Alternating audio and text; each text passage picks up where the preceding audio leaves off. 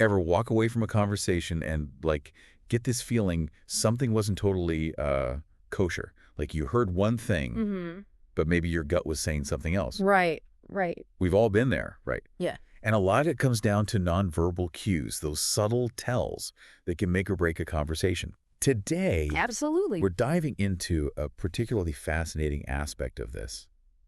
Microexpressions. Yeah. Those fleeting facial movements that often reveal what words try to hide. Wow, okay, so what sets them apart from our regular, run-of-the-mill facial expressions? Think of it like this. A regular expression is a full sentence, but a micro expression, Okay. that's like a whispered word that accidentally slips out. Oh, like that, yeah? They're involuntary, can't be faked, and most people don't even realize they're making them. So basically, our faces betray us even if we're putting on a good show. Precisely. And the coolest part, these micro expressions aren't random. They're linked to 7 universal emotions: Okay, lay it on me. anger, happiness, contempt, surprise, disgust, sadness, and fear.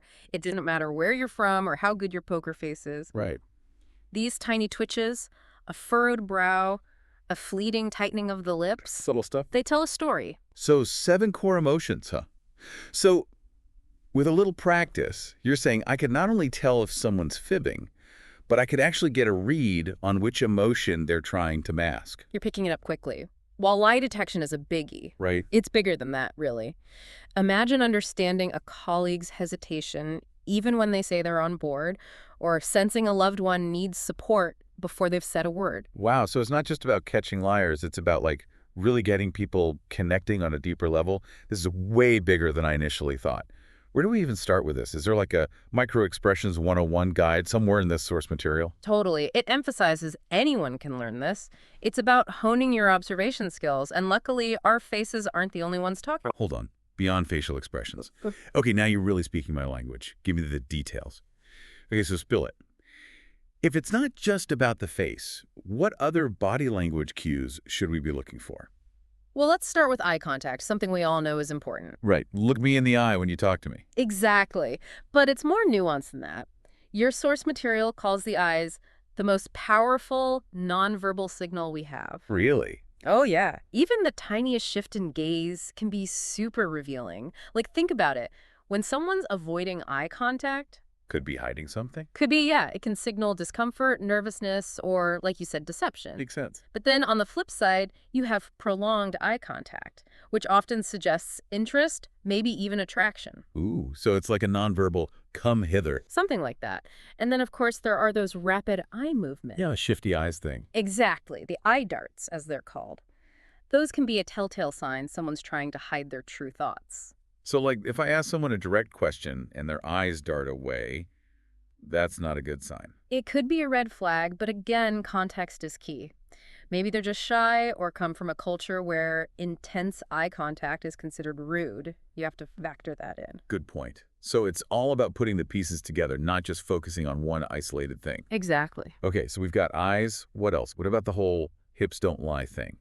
The source material mentions something about hip movements being tied to like our primal instincts. Yeah, that's a really interesting point. The source highlights how men often subconsciously angle their hips towards someone they find attractive. It's like a way of directing attention without even realizing it. Wow, so even when we're trying to play it cool, our bodies are giving us away? Mm-hmm. That's kind of funny, actually. It is. And for women, they might tilt their hips to emphasize curves, again, often unconsciously. Fascinating. Okay, so we've covered eyes, hips. Don't forget about hands. Oh, right, the handshake. Ah. It's always so awkward. Is there a right way to do it? The source material talks about palm position and grip strength. A dominant handshake where your palm faces down usually conveys assertiveness, but a palm-up handshake can seem more submissive. And then there's the dreaded dead fish handshake. Worse. Okay, so we've got eyes, hips, handshakes. It seems like every single part of our body is trying to tell us something. Mm.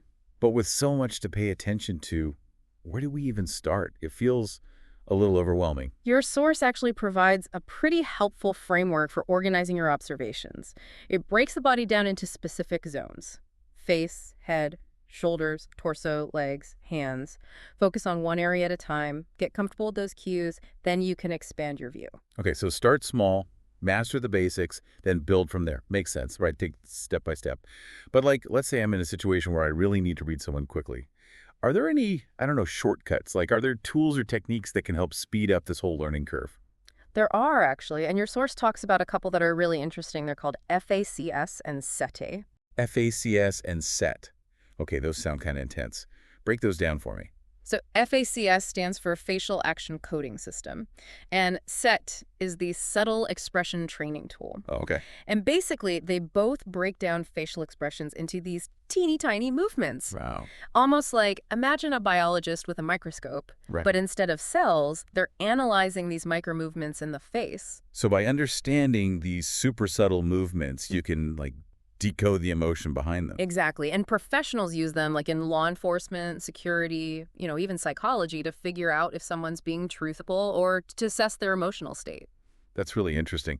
But, I feel like we often associate body language analysis with just spotting liars, Right. when it seems like it's so much more than that. It really is. Your source makes a great point that this is really about boosting your emotional intelligence. Yeah. It's about understanding people better, communicating more effectively, building stronger relationships. Yeah, absolutely. So for someone listening who's like, okay, I'm ready to dive into this whole world of nonverbal communication, what's the first step? Honestly, just start paying attention. Hmm. Observe how people behave, how they move their facial expressions, but also, and this is key, pay attention to yourself. Oh, interesting. How do you react in certain situations? What microexpressions do you make? Once you're more aware of your own nonverbal cues, you'll start to pick up on them in others way more easily. So it's like that classic saying, right? Know thyself, Exactly. but with a body language twist. Right. Become a student of your own behavior. Mhm. But, and this is important as you're observing yourself and others, always remember, context matters. Oh, for sure. Like someone avoiding eye contact could mean they're lying, or it could just mean they're shy. It's Yeah. all about putting the puzzle together. Exactly. So observe with an open mind and don't jump to conclusions. This has been amazing. We've learned so much about how our bodies speak volumes, even when we're not saying a word. It's a whole silent language just waiting to be decoded. It really is. So, to everyone listening, get out there, start observing, and keep exploring this fascinating world of nonverbal communication. Until next time.